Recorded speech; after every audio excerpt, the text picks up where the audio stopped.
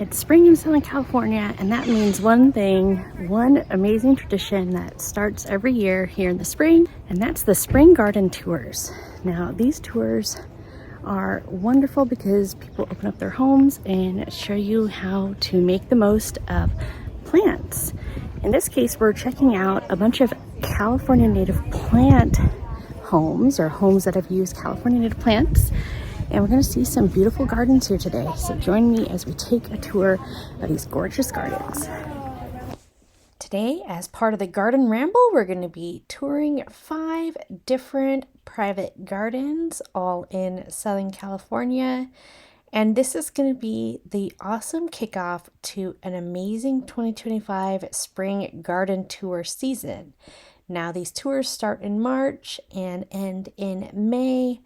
And in between, there are so many gorgeous gardens. And this tour took place March 29th, 2025, and featured gardens that were mostly California native plants. Now, the gardens ranged in size and also in age, but this first garden was only planted about 2 years ago.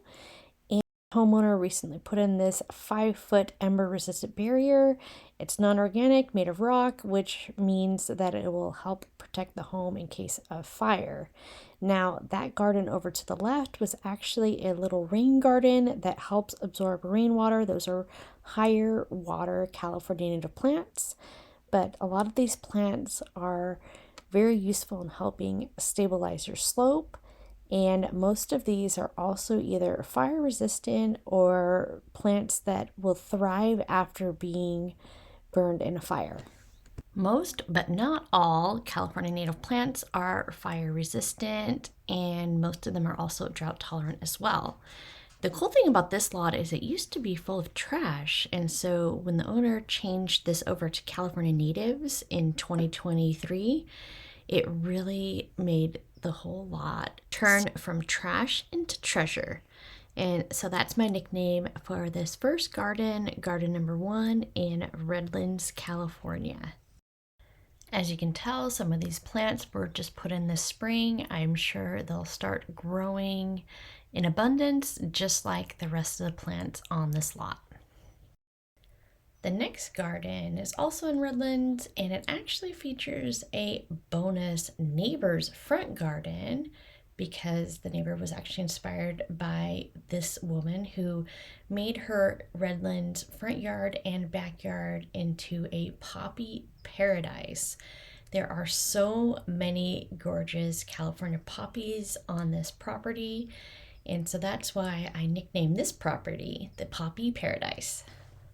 The best part about this garden is that the homeowner is just starting on her renovations of this yard.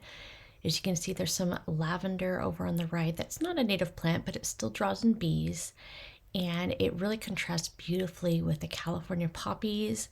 These will start literally popping up all over your yard once they become established.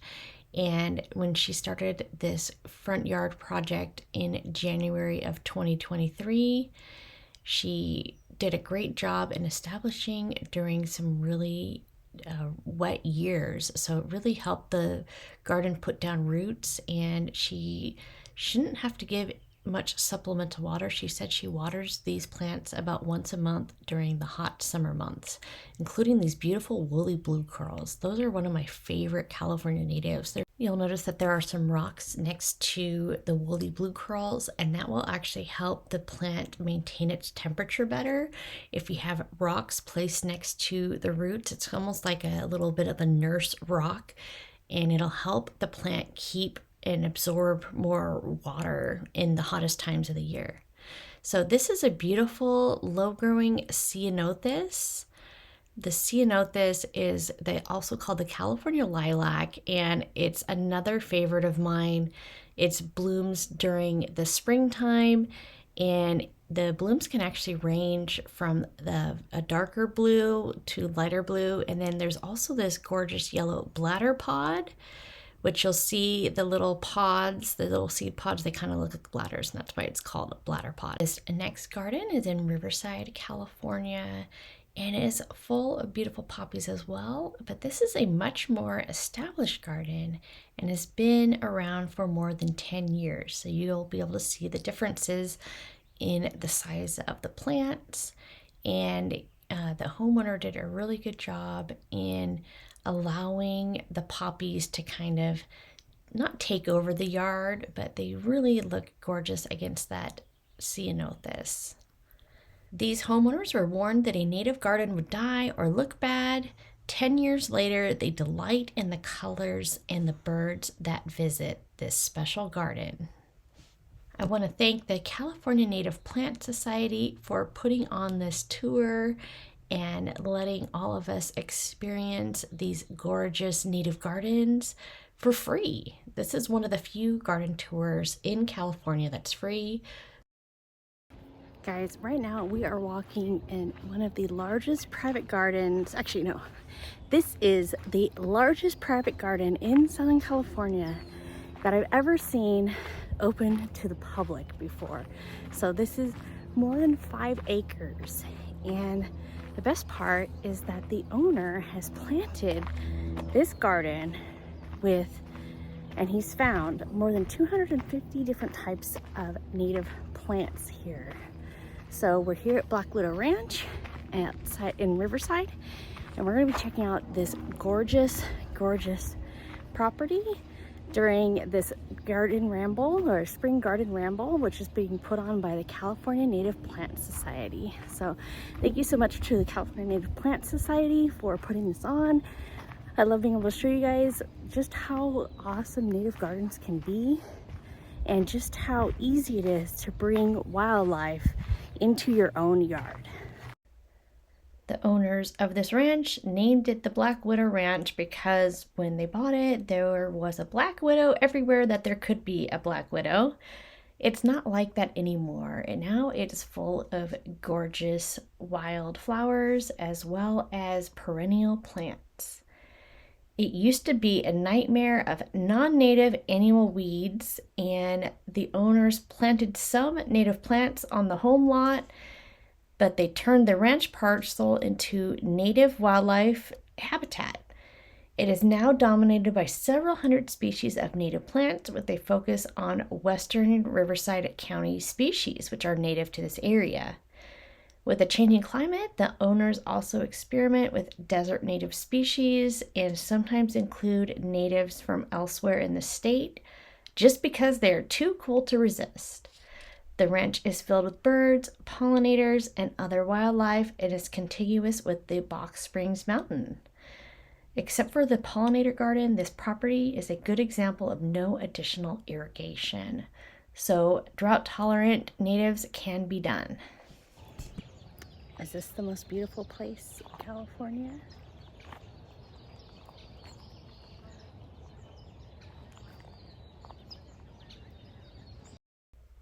When I see this property, I imagine what California used to be like before we came and brought all of our non-native plants.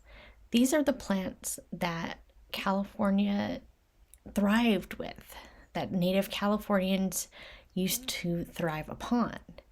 Things like prickly pear cactus, which is edible, and white sage, which is used for ceremonial purposes and cleansing of homes even to this day.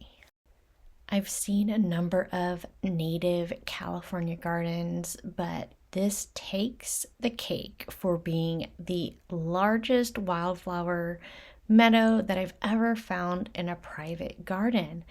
And that's just because of the size of this property. You really would have a hard time finding 5 acres of land together where you could start this kind of garden today. I know, because I've been looking for something like this. I would love to have a ranch where natives are allowed to flourish, because look at how gorgeous it turns the entire landscape having these beautiful flowers. Is this the most beautiful place in California?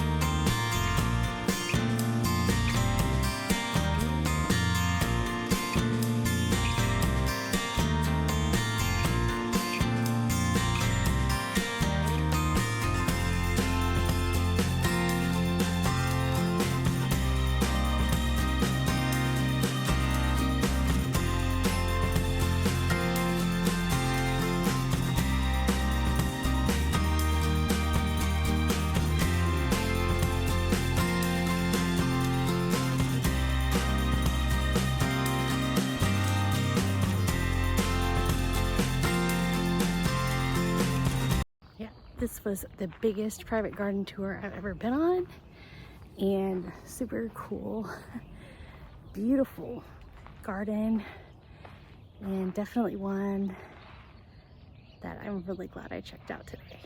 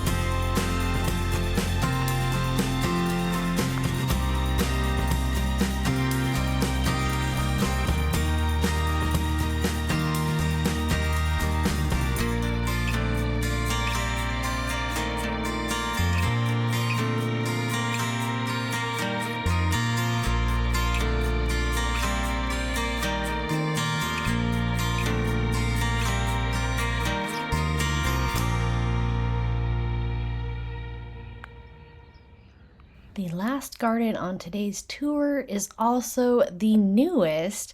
This garden was planted just before Tropical Storm Hillary struck in August of 2023.